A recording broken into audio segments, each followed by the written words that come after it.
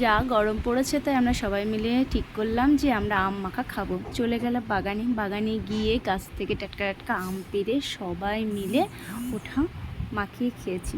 আর সবাই মিলে যে কোনো একটা মাখা মানে টক জাতীয় জিনিস খেতে খুবই ভালো লাগে। তো আমার কাকিমা ওইটা মাখিয়েছিল।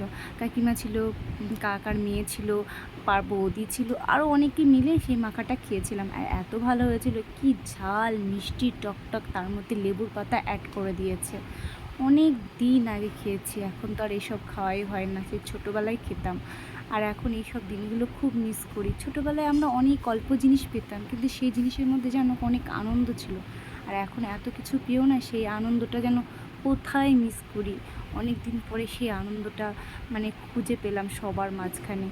আর এই আমটা ঝিরঝির ঝিরঝির করে কুচিয়ে তারপরে এটাকে ভালো করে লঙ্কা চিনি নুন দিয়ে কি আমি খেতে হয়েছিল, টকটক ঝাল ঝাল মিষ্টি মিষ্টি। আমার এখনই বলছি, আমার মানে কি বলবো, আমার আবার খেতে ইচ্ছে করছে।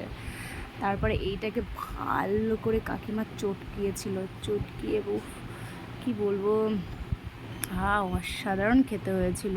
তোমরা যারা এরকম করে আম মাখা খাওনি, তোমরা বাড়িতে একবার মাখিয়ে খেয়ে দেখো, খেতে কি ভালো হয়েছিল। অবশ্যই ভালো লাগবে যারা টক খেতে ভালোবাসো। এতটা মাখিয়েছিল, সবাই মিলে খেতে গিয়ে কমই হয়ে গেল।